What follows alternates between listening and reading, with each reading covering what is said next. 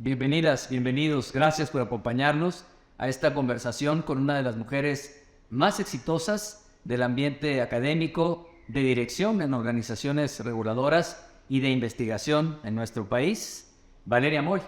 Valeria es directora general del Instituto Mexicano para la Competitividad, del IMCO. Previamente fue directora de México ¿Cómo vamos?, un think tank de política económica en nuestro país. Es economista del Instituto Tecnológico Autónomo de México, con posgrado en la London School of Economics del Reino Unido, y también se desempeñó en la Comisión Nacional Bancaria y de Valores. Fue tesorera en la compañía de seguros Grupo Nacional Provincial, investigadora senior para la Escuela de Negocios de la Universidad de Harvard, y desde el 2001 ha impartido cursos de macroeconomía en el ITAM. Es columnista semanal de El Universal y participa frecuentemente como analista en medios de comunicación. Ha sido nombrada por la revista Forbes como una de las 100 mujeres más poderosas en México. Recientemente se integró amablemente como consejera independiente de Academia Global. Valeria, muchas gracias por recibirnos. Bienvenida, muy cálida la recepción que tuvimos aquí en tu casa y además siempre muy amable con nosotros. No, Nelson, el placer es mío, de verdad. Gracias por estar aquí. Pues muy bien, vamos a iniciar. El centro de la conversación hoy es encontrar, digamos, el vértice que une la competitividad con el desarrollo de talento a través de las universidades corporativas. Quisiera de inicio que nos platicaras un poco más de ti o mucho más de ti. ¿Cómo has perfilado el desarrollo de tu trayectoria profesional? Cuando estuvimos revisando todo tu CV, nos dimos cuenta que has tenido posiciones muy importantes en México, además una trayectoria académica que no dejas. ¿Cómo has perfilado ese camino profesional? Mira, Nelson, me encantaría decirte que un día me senté, tomé una decisión y la escribí, todo lo pauté y todo lo planeé. La verdad es que no fue así. Yo estudié economía porque me gustaba muchísimo la idea de la economía, en el sentido que te permite estudiar las decisiones, de cómo toman decisiones las personas, las empresas, todos, cómo tomamos decisiones, más allá de pensar en el ámbito financiero, que muchas veces a veces se confunde economía con finanzas y no tiene nada que ver, ¿no? Eso me gustaba mucho del ITAM, eso me gustaba mucho de la carrera de economía, y debo decirte que cada día que pasa estoy convencida de que no me equivoqué en esa decisión, que es una decisión bien importante y que uno toma muy joven. Así es. ¿No? Muchas veces no sabes ni de qué se tratan las carreras. Eso es increíble. O sea, tú pregúntale a chavos de 17, 18 años, ¿cuál es la diferencia, no sé, entre economía y administración? Y no necesariamente lo van a saber. Y sí es determinante para lo que luego podrá venir. Estando en el ITAM, me buscó un profesor para que yo hiciera mi servicio social con él, un tema de datos, análisis de datos. A mí me parecía muy divertido. Y justo este señor, este profesor, se fue un año de sabático a Washington, con lo cual me dejó su oficina. Entonces yo estaba, imagínate, yo sexto semestre en el ITAM, con oficina en el ITAM, era una cosa que nadie tenía. Entonces mis amigos se venían ahí a estudiar, todo bien.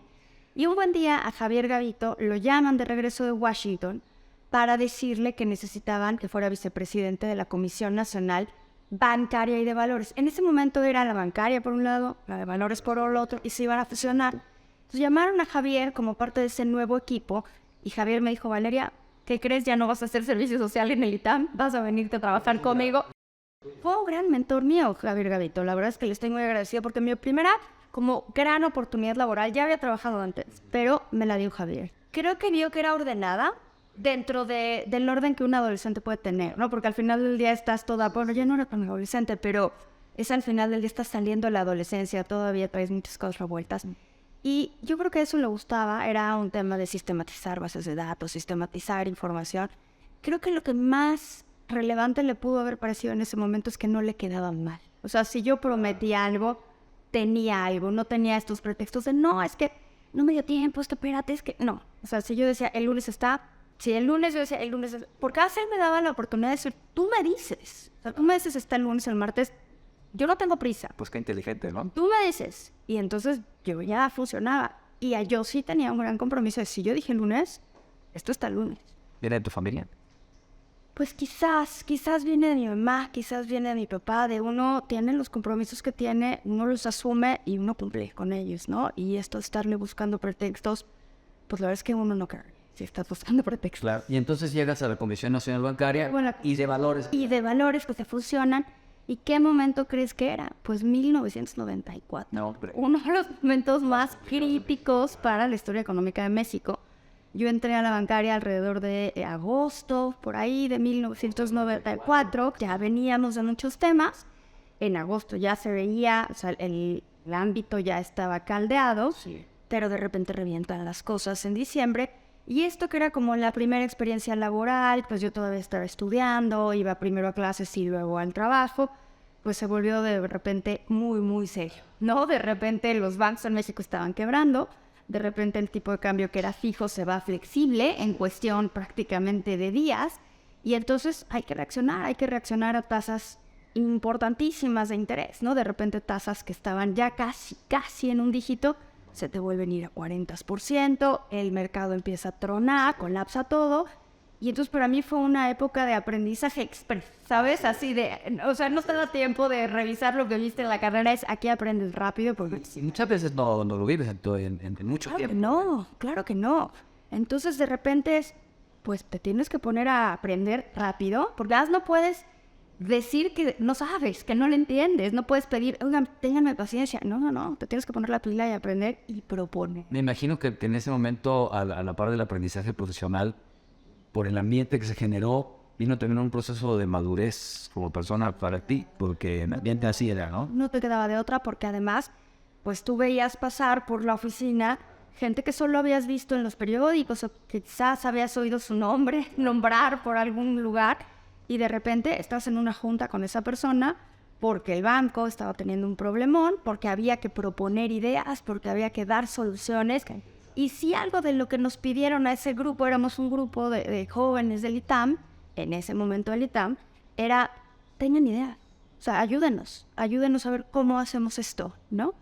Y era, pues, dar ideas que en un momento parecían como absurdas, y de repente te vas dando cuenta que muchas veces las ideas las tienes que ir acomodando, y la idea original quizás suena absurda, pero si la vas puliendo y la vas acomodando, se puede volver algo que puede ayudar a contribuir a salvar el Estado financiero que en segundo se cae. Y fue un periodo muy importante que después llega Cedillo como presidente y viene un proceso de recuperación lento, pero crucial para el desarrollo de México de las siguientes décadas. Y ahí vino otra experiencia, porque tuvo que haber intervención del Fondo Monetario Internacional, del Banco Mundial, porque sí hubo intervención crediticia de Estados Unidos, normal, era algo que tenía que suceder y que qué bueno que sucedió, porque si no el colapso hubiera sido muchísimo más doloroso para todo el país, pero evidentemente eso viene atado a ciertas condiciones.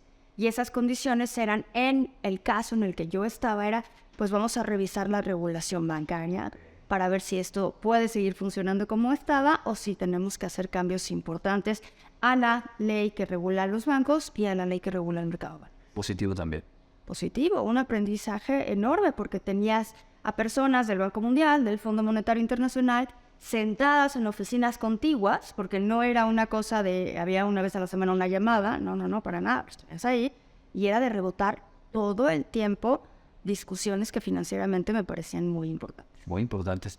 Y entonces, bueno, transitas por ese proceso en la Comisión Nacional Bancaria y ¿qué viene para ti después? Bueno, de entrada terminar mi carrera, que ese era uno de los temas más importantes. Cuando yo entré a la bancaria, y esto era muy importante, yo le dije a mi jefe, Javier Gavito, en ese momento, lo más importante para mí es mi carrera. Y él me dijo, es que ni siquiera te contrataría si eso no fuera lo más importante para mí. Que eso para mí fue verdaderamente importante. Un alivio. Un alivio, porque si yo le decía, oye, tengo clase de ECO 8, él me decía, no hay junta, no hay nada más que tu clase de ECO 8. Entonces yo me iba a mi clase, regresaba, tomaba la junta, o sea, maniobraba todo lo que podía maniobrar, ¿no? Terminé mi carrera en ese sentido, me quedé trabajando en la Comisión Nacional Bancaria de Valores un buen rato, fui cambiando de jefes, y luego tuve, yo creo que el que consideraría mi gran mentor laboral, así como en términos generales, que es Jorge Familiar, que a lo mejor ustedes lo conocen. Jorge Familiar es vicepresidente del Banco Mundial en este momento, se fue hace ya bastantes años a Washington. Y bueno, si alguien me enseñó como ética y responsabilidad y criterios metodológicos y lo que se debe de hacer, lo que no se debe hacer, todo eso, la verdad es que laboralmente vino Jorge Familiar. ¿Qué rol tenía en ese tiempo? Bueno, él empezó en la bancaria más o menos al mismo tiempo que yo, pero él era más grande, entonces empezó con otra, pues él obviamente ya terminó la carrera y demás, y él fue creciendo su carrera en la bancaria, y él acabó siendo vicepresidente del mercado de valores y yo trabajaba con él. Fabuloso. Y ahí estuve 12 años en su Comisión Nacional Bancaria de Valores, y 12 años que yo considero valiosísimos en mi perspectiva profesional. Y durante esos 12 años me fui a estudiar la maestría en Londres. Entonces la comisión me dio chance de ir a Londres a estudiar mi maestría y regresar. Oye, y luego reviso todo lo que hiciste, todo lo demás, pero ya me quedan muy pocos años. ¿Cuándo hiciste todo eso? 12 años ahí. Mira, y deseé trabajar un rato, debo decirte, porque estuve mucho tiempo en la bancaria, después me fui a la aseguradora, Grupo Nacional Provincial, y después tuve hijos. Y la verdad es que cuando uno tiene hijos, el rol cambia, la vida cambia. Totalmente. Y no podemos pretender que no podemos pretender bajo ninguna circunstancia que las cosas se quedan igual. ¿Lo viviste bien ese proceso? Porque luego viene el tema de alguien como tú. Me costó. Sí, ¿verdad? Que tiene un desarrollo profesional muy importante y sientes que el mundo se alenta en tu vida, ¿no? No, hombre, me costó muchísimo. Ahorita te lo puedo decir ya en retrospectiva. Te puedo contar y con risas, pero en algún momento sí hubo uno que otra lagrimita, porque las cosas no eran fácil. Yo dejé de trabajar un poco antes de que naciera mi primer hijo, pero un poquito antes, o sea, un poquito, te diré una semana. No, o sea, un poquito antes de que naciera mi primer hijo. Y esa primera semana yo decía, ¿por qué? O sea, ¿qué estoy haciendo? O sea, ¿por qué no estoy yendo a la oficina? O sea, así era como de yo necesito trabajar. Luego ya nació Emilio. Y cuando ves al bebé, yo dije, y esta es una decisión muy personal, muy particular, y creo que todos lo tenemos que entender de esa manera. Yo, Valeria, dije, yo no puedo regresar a trabajar ahorita. O sea, yo tengo que cuidar a esta criatura, ¿no? Entonces yo en ese momento renuncié a GNP por decisión completa y absolutamente propia, libre, o sea, fue decisión mía. Y me quedé a cuidar a Emilio. Pero, y esto me parece que es como tip quizás a todas las mujeres que están en ese tránsito maternidad laboral, no dejé del todo el mundo laboral. Me quedé dando clases en el ITAM, que yo daba clases como por hobby. Para mí dar clases es fundamental desde que era muy chica. Y en ese sentido, el ITAM me dijo, puedes venir y hacer lo que quieras. ¿Quieres dar una clase? Da una clase. ¿Quieres venir a dar 2 clases? 3 clases. Y en ese momento dije, perfecto. Entonces yo daba una clase en el ITAM, me regresaba a mi casa, cuidaba a la criatura y así me la llevé. Y luego lo demás se fue acomodando, Nelson. Misteriosamente las cosas se acomodan. Fíjate que recordé una entrevista que le hacen a Michelle Obama.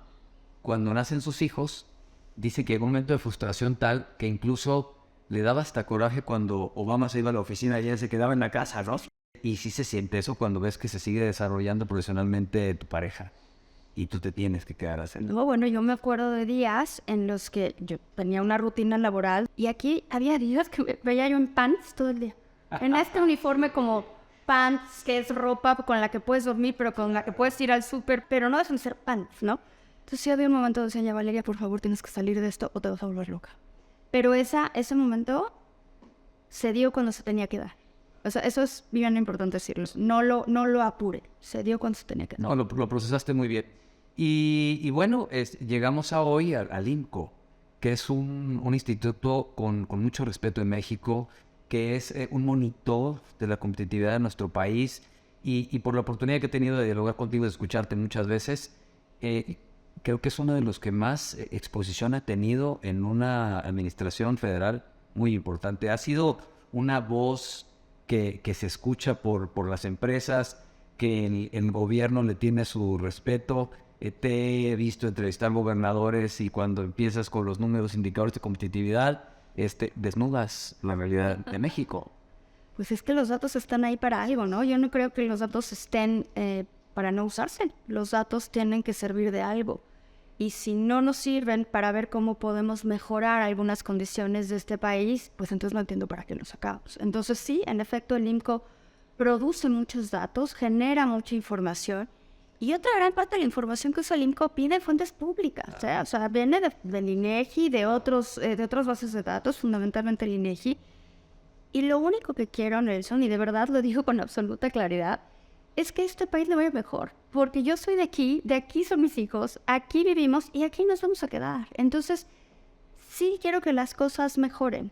En ese sentido, me parece que los datos nos dan pistas, nos dicen por dónde.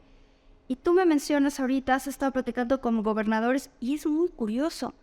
De repente hay gobernadores que quieren resolver un problema, que ellos creen que es un problema, pero que los datos nos muestran que no es un problema. O no es la fuente de... O no es la fuente del problema, que nos dicen, no, por aquí no va. A lo mejor, fíjate por acá. Y tienes la serie, tienes la información que te permite ir acomodando tu política pública, la política que hace un presidente municipal, un gobernador, no únicamente un presidente, sino un montón de agencias reguladoras, de agencias de gobierno, que pueden mejorar enormemente la competitividad de un país. Entonces yo creo que ese es un poco del valor agregado que intentamos dar en el INCO. No es únicamente generar información, dar los datos, sino dar el análisis de esos datos para guiar a que sea quien sea, esté gobernando quien esté gobernando, a nosotros nos da igual el color del partido político, lo único que queremos es que el país avance. Claro. Y esto me lleva a una segunda reflexión o pregunta. En ocasiones se habla de factores como eficiencia, productividad, competitividad, pero es difícil definirlos y medirlos. ¿Cómo podrías explicarnos la competitividad? Cuando es el Instituto Mexicano de la Competitividad, ¿Qué es eso? ¿qué es eso?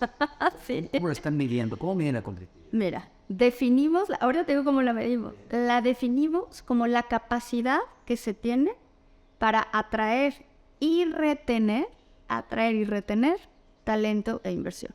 Eso es talento e inversión. Esa es la forma en la que definimos competitividad y evidentemente la podemos usar para un país, para un estado, para una ciudad, para un municipio. O sea, nosotros podemos acotar, pero la definición es la misma. Es la capacidad que tiene un estado, si te gusta hablar del estado, para generar, atraer y retener el talento en inversión. Pues fíjate que una de las preguntas que tenemos por ahí, que ya casi nos estás dando la respuesta, es ¿cómo vamos en competitividad en México? Y al escucharte la definición, pues hay el talento especializado está saliendo de México, hay una escasez de talento y la inversión, bueno, pues ni digamos en esta administración, ¿no? ¿Cómo vamos? Vamos. Bueno, primero, ¿cómo medimos la ¿Cómo medimos la competitividad? Para medir la competitividad, lo que hace el INCO es tomamos muchas variables, porque esta definición, que ahorita te la digo muy puntual y porque ya la conozco y demás, pues a la hora de, bueno, ok, vamos a medirla, ¿eso qué quiere decir? ¿Cómo mido la capacidad de generar, atraer y retener talento e inversión? Lo que hacemos es vemos muchas variables. Y hay variables tanto de vida, que tú podrías decir, ¿de verdad eso importa? Claro que importa. Por ejemplo, vemos brecha salarial. ¿Se le paga consistentemente más a los hombres que a las mujeres? ¿O no? ¿O es una sociedad que va más igualitaria?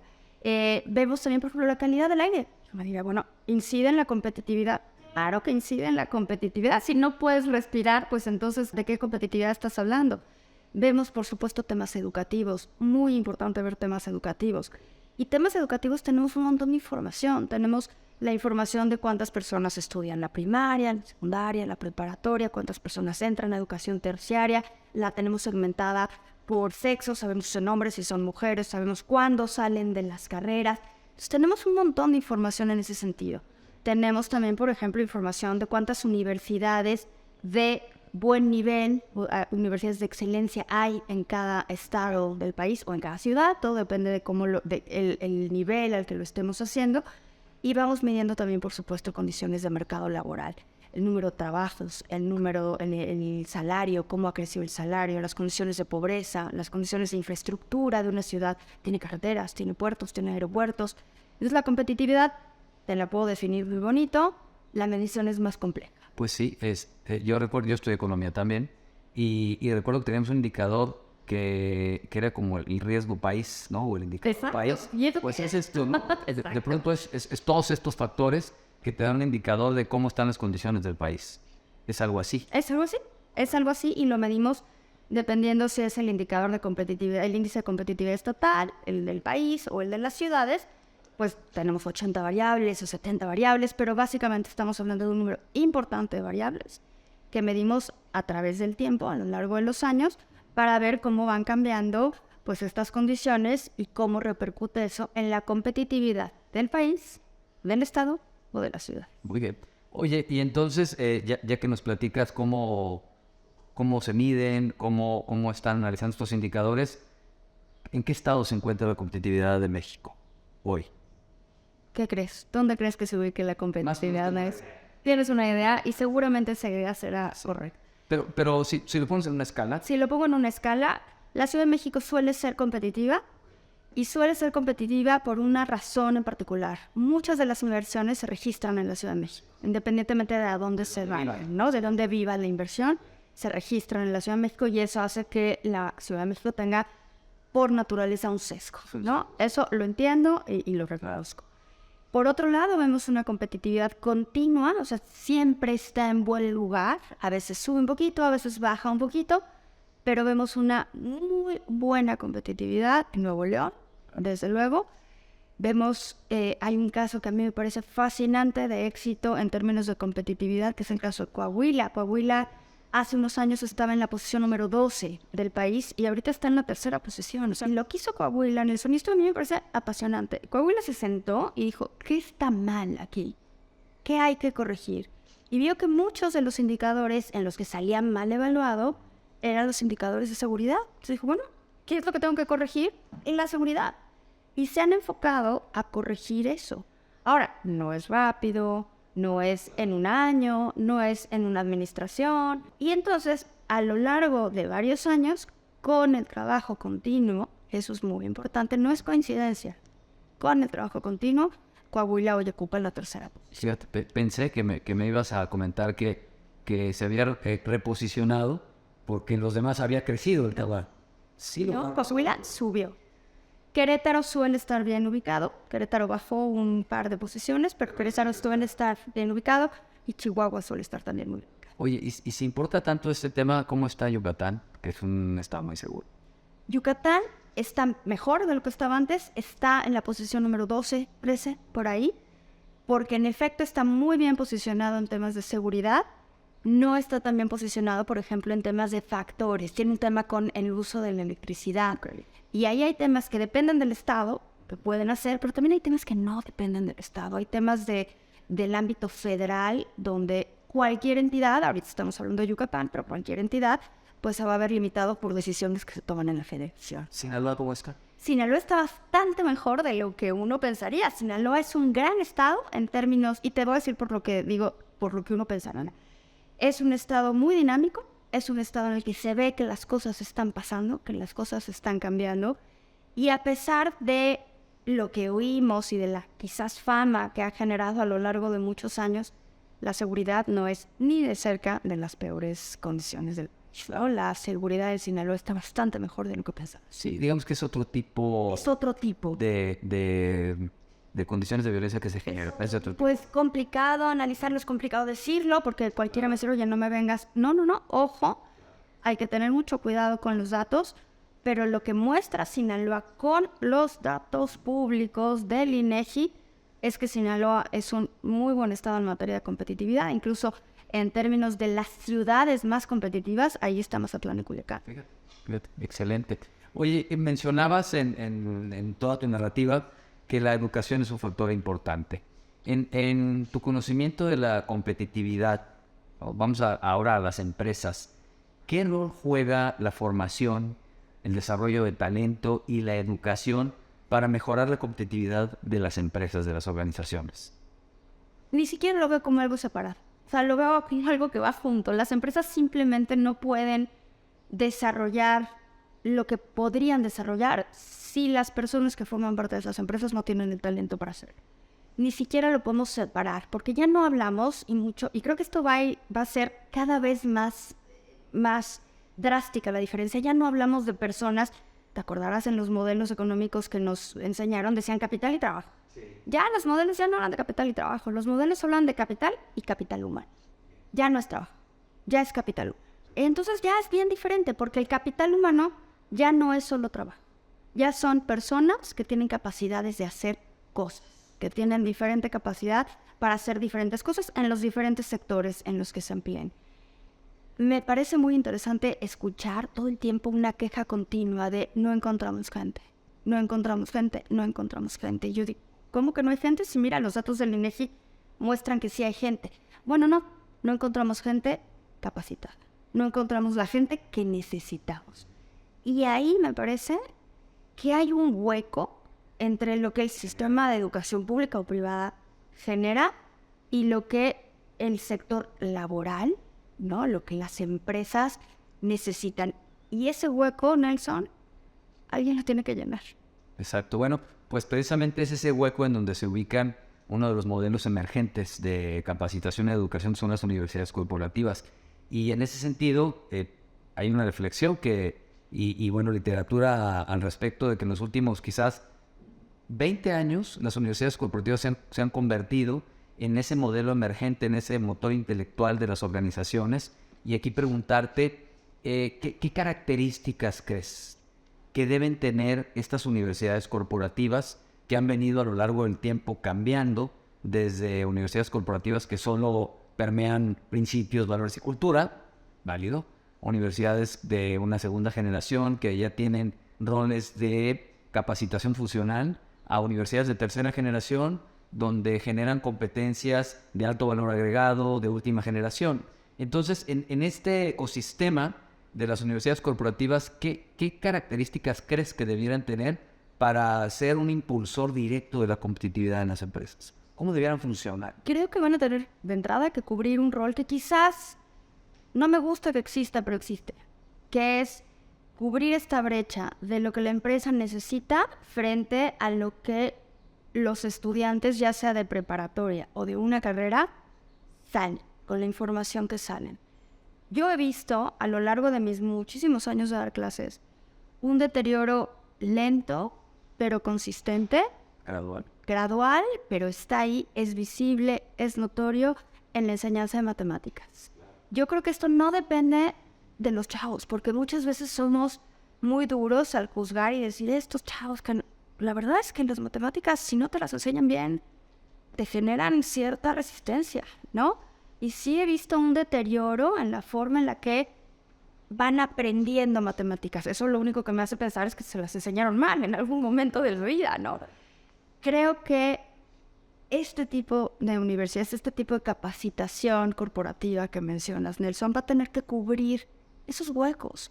Porque por un lado está muy bien que se enseñen valor, eso está muy bien. Claro. Pero esto es otra cosa. Aquí estamos hablando de chavos que pueden salir de la educación secundaria o de la educación terciaria que van a traer huecos. Y esos huecos se tienen que llenar para poder aprovechar el potencial de la gente, no para otra cosa, ¿eh? O sea, es para poder aprovechar el potencial de la gente y para que las personas tengan acceso a mayores oportunidades dentro de las empresas y dentro de los roles y dentro de los sectores que cada quien decida desarrollarse. Si no hay una especie de reconocer que existe ese hueco, simplemente solo vamos a generar frustración y malos resultados. Sí. Y curiosamente el sector académico es uno de los sectores más tradicionalistas que existe. Debiese ser el motor de la innovación. Más rápido se adapta. Más rápido se adapta y si hacemos memoria de no mucho, 5, 6, 7 años atrás, seguían funcionando las universidades como funcionó la primera universidad, que fue la de Bolonia en 1800. Y entonces, ¿tú consideras que ese hueco es donde entran las universidades corporativas para darles habilidades, competencias que les permitan desempeñarse con éxito en un ambiente laboral, curiosamente hoy, más exigente, más ágil, más cambiante, más dinámico, que va haciendo más grande esa brecha de conocimiento? Y que solo se va a volver más exigente, porque tú lo sabes muy bien, estamos en plena revolución tecnológica. Esto que hablamos de que la revolución tecnológica es el futuro, sí, no, es el presente, está ahí, llegó para quedarse y es una cosa que no vamos a poder luchar contra ello. Yo no sé si nos guste, no nos guste, si estemos de acuerdo, no estemos de acuerdo, no importa, está ahí, está ahí. Y si no preparamos a la gente para este cambio tecnológico, pues lo único que va a pasar es, no vamos a dejar de lado a las empresas, Nelson, porque las empresas se van a adaptar. Claro. A lo que vamos a estar dejando de lado es a miles de personas, si me apuras millones de personas, que no van a tener la suficiente capacitación para adaptarse a este cambio y para adoptar algo que podría ser muy benéfico en el mundo laboral. Ese hueco, tú lo acabas de decir, el sector académico es muy resistente al cambio, suena completamente contraintuitivo, contradictorio, debería de ser el que se adapta. Y no se adapta, no se adapta. En México seguimos enseñando a leer como se enseñaba a leer en los 70, De acuerdo. ¿no? De acuerdo.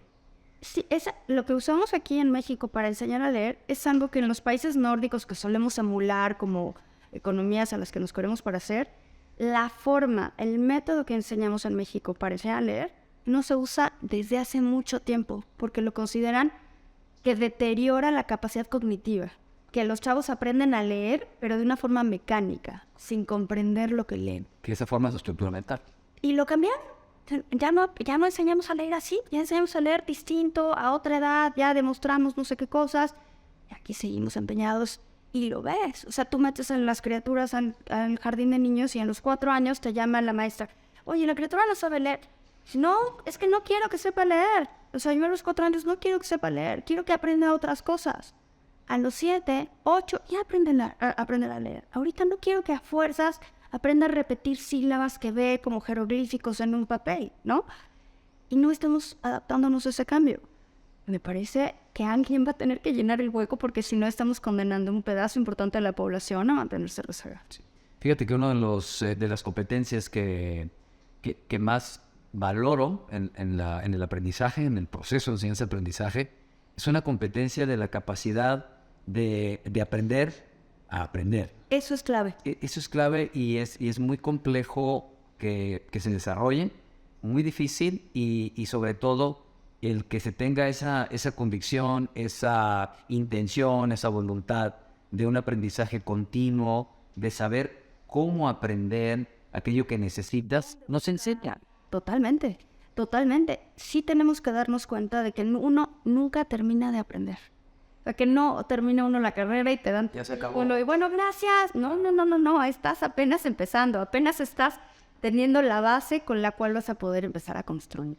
Que creo que esa es la maravilla de las universidades, las que lo logran hacer, que es enseñarle a los alumnos este deseo por la curiosidad perpetua, por la curiosidad constante, de tienes que seguir tú solo buscando qué cosas te gustan, qué cosas te interesan, por dónde puedes capacitarte, porque lo que no se va a valer es tener pretextos, porque hoy en este momento tecnológico en el que tenemos, ya no se vale decir, es que a mí nadie me enseñó a sacar un valor presente neto. ¿Por qué? ¿Qué crees? Puedes preguntárselo a tu bonita computadora o a tu bonito teléfono y lo puedes aprender. Y en ese sentido, en efecto, creo que lo que tenemos que enseñar, y yo te lo digo desde mi perspectiva de maestra de universidad, es a que la juventud aprenda a aprender. Como sabes, Valeria, en Academia Global nos dedicamos a construir y a operar universidades corporativas en algunas empresas en México. Y quisiera preguntarte, ¿dónde entramos nosotros en eso que tú descubriste muy rápido y a nosotros nos costó muchos años? El saber que nosotros no estamos teniendo una competencia con el sistema educativo, sino estamos complementando lo que el sistema educativo tal vez por algún motivo no logra. En ese sentido, en Academia Global estamos empatando, digamos, el portafolio de competencias deseadas de una organización en función del sector, en función de su industria, con la academia adentro de las empresas, ya sea de formación, capacitación o especialización. ¿Qué recomendaciones le harías a estas universidades corporativas para que sean un detonador de la competitividad de su propia empresa? Te voy a decir una cosa que a veces a la gente no le gusta. Tienes que preguntar para escuchar lo que la gente te dice, las capacidades con las que la gente sale coja de esas capacidades y las capacidades que la empresa necesita. Y la universidad corporativa tiene que ser ese eslabón que permita cumplir las necesidades de los que están aprendiendo, pero también las necesidades de quienes están usando ese capital. Te voy a interrumpir para entenderlo, porque me parece muy relevante lo que estás diciendo. Tú estás sugiriendo entonces, por ejemplo, que las empresas conozcan con una especie de diagnóstico competencial quién llega a su organización y medir esa brecha. Totalmente. Mira, yo doy clases normalmente, son jóvenes que están relativamente entrando a las carreras, puede ser segundo o cuarto semestre. Y yo asumo que ellos ya saben derivar y resolver ecuaciones simultáneas, porque ya terminaron la preparatoria y eso está en el currículo de preparatoria, entonces uno cree y te vas dando cuenta que no, Sí. que no necesariamente. Y la única forma de darte cuenta es si un buen día les pregunto y te sientas y sabes, esto no es material del curso, esto no es examen, esto es una conversación. ¿Qué necesitan? ¿Saben derivar? Y primero se tardan en decirte, y alguien te dice, no, la verdad es que sí me lo enseñaron, nunca aprendimos nada, fue en pandemia, porque en pandemia, hay que decirlo, Nelson, la verdad es que sí bajaron los aprendizajes de forma importante, y hay que escuchar. Y entonces, bueno, a mí me queda claro que para que estos jóvenes puedan avanzar en su carrera, yo, que no es mi chamba, que no me toca, que lo tendrían que... No importa, si yo no resuelvo este hueco, no van a poder seguir. Fíjate que en Mexicanos Primero, en el último estudio que hicimos, la brecha de matemáticas de estudiantes de 15 años, el nivel es de tercero de primaria. Y en ese hueco, la pandemia acentuó. Pero esto viene de muchos años antes. Claro, no se vale que la pandemia sea el pretexto de todo, no, por supuesto que no. Pero sí, la pandemia acentuó problemas que traíamos antes. Justo hablando de matemáticas, yo creo que es una de las áreas que es más importante emparejar, ¿no? Porque sí creo que se enseña mal matemáticas. No entiendo por qué, pero es un hecho. Se enseña mal matemáticas, obviamente estoy hablando en términos generales, cuando sin matemáticas es muy complicado hacer cualquier otra cosa. Sí. Te da otra estructura de pensamiento, no es resolver ecuaciones o derivar o integrar, no va por ahí. Es una estructura mental que te permite resolver todo tipo de problemas. Claro. Y ahí creo que cada día tenemos más huecos. Yo creo que para las empresas darían mucho porque sus alumnos, porque sus trabajadores tuvieran una mejor comprensión matemática a nivel general. Anotado, ¿eh? Anotado. Yo que te di. Anotado. Oye, sé que siempre has sido, porque hemos seguido tu trayectoria durante mucho tiempo, portavoz importante en el desarrollo de la mujer. En todos los sentidos. Recientemente pasamos el 8 de marzo. Creo que cada vez es un tema que va generando más personas, más organizaciones que coinciden con esta convicción. Y en términos de equidad, pero también de diversidad y también de inclusión, ¿qué rol deben jugar las universidades corporativas adentro de las empresas? Las universidades corporativas se tienen que dar cuenta de muchas cosas que muchas veces las empresas no se dan cuenta. Mira, a mí me invitan a un montón de empresas a que sea jurado, que participe en paneles sobre la participación de las mujeres dentro de la misma empresa, la brecha salarial, si es que existe. Y les hago preguntas ahí a las empresas, ¿saben cuántas mujeres tienen? Y me ven con cara de, por favor, no me preguntes eso. Y bueno, es nada más un número, o sea, no les estoy preguntando nada. La brecha salarial. No, es que es confidencial. No debería ser confidencial. Yo te estoy preguntando únicamente, no te estoy preguntando de salario, te estoy preguntando la diferencia salarial. Muchas veces las propias empresas no tienen esa información. Yo no digo que lo hagan a la fe, no, es simplemente han cambiado los tiempos y uno tiene que adecuarse a esos tiempos. Y hay cosas que uno tiene que empezar a medir que quizás antes no se medía. Yo creo que en ese sentido, el rol de las universidades corporativas podría ser, si deciden jugar ese rol, muy importante. Las mujeres a veces traen un rezago más grande que el de los hombres. Tú hablamos hace un momentito de matemáticas.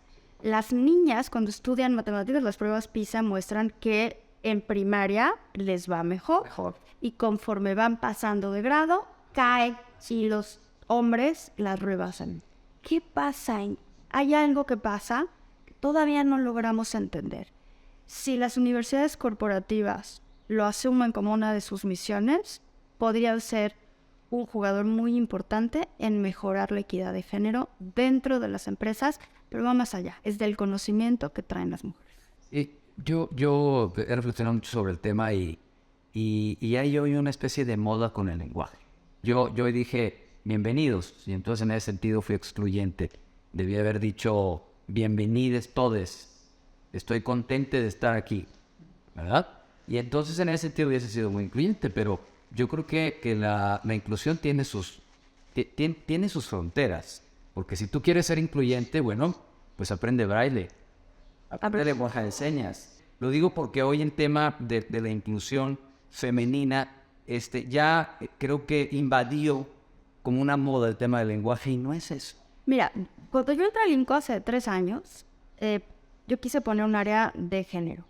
Y un área de género entendida desde la perspectiva económica, pero no económica me refiero de dinero, sino económica de decisiones, de por qué las mujeres toman ciertas decisiones en función de qué variables. Hay estereotipos que las llevan a tomar unas decisiones y otras no.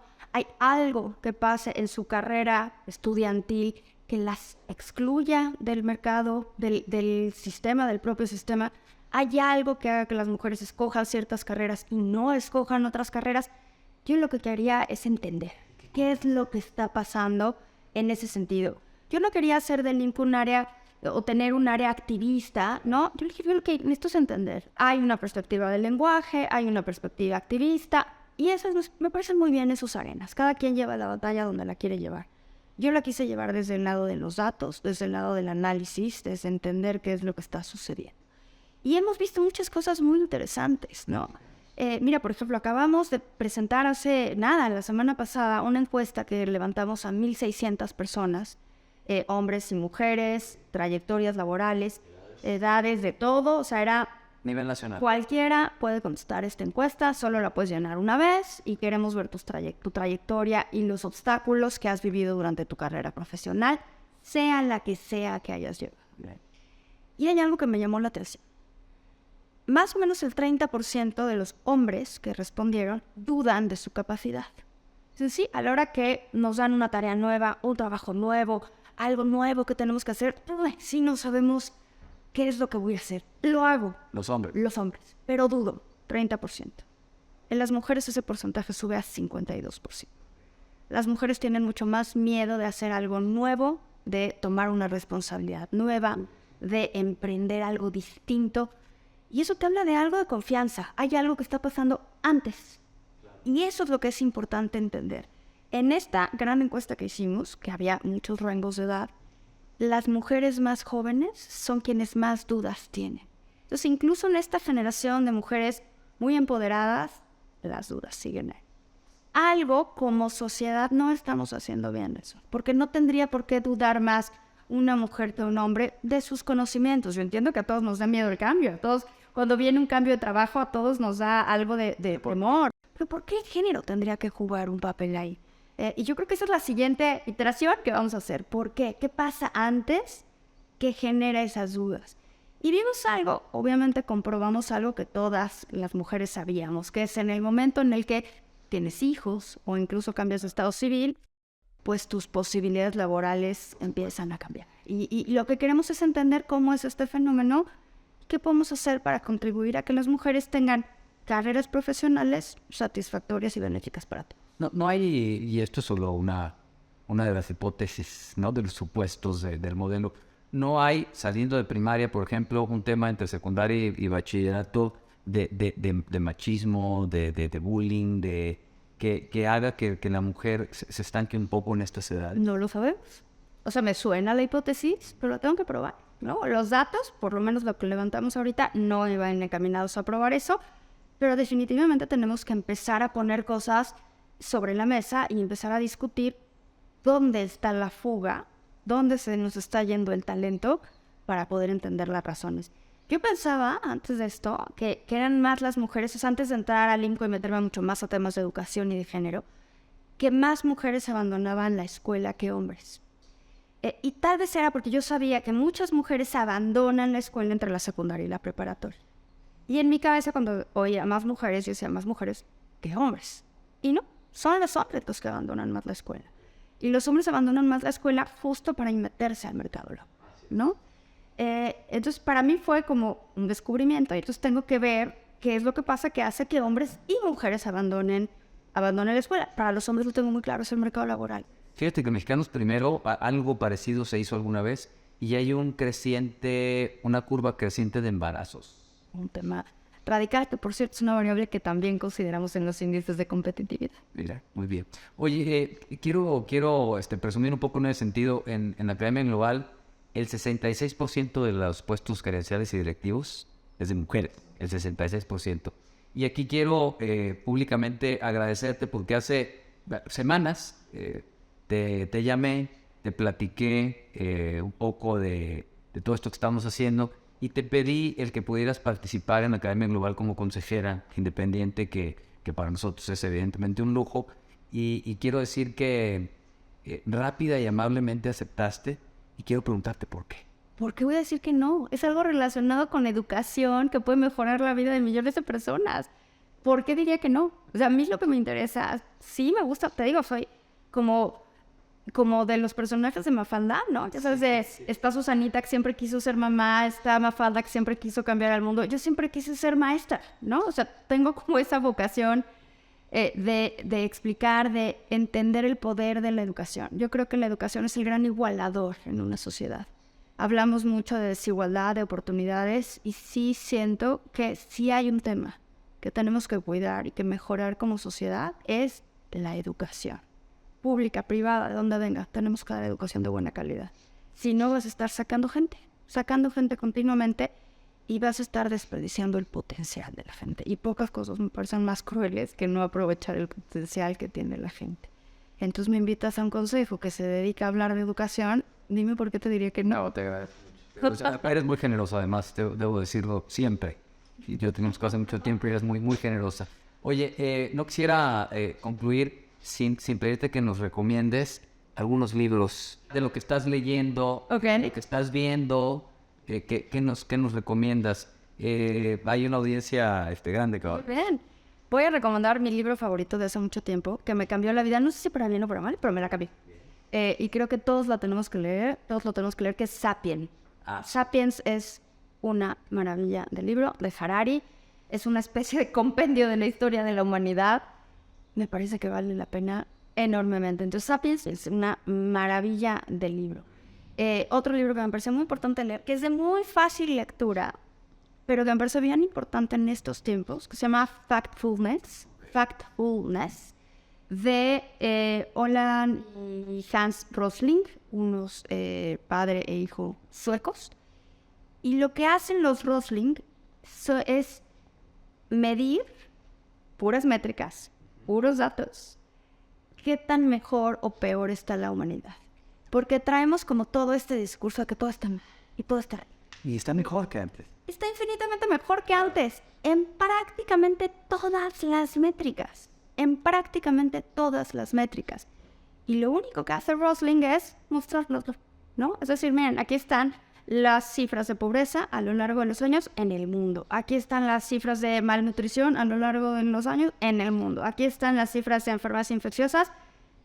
Y si dice así, está mucho mejor. No estoy diciendo que estemos donde queremos estar, ¿no?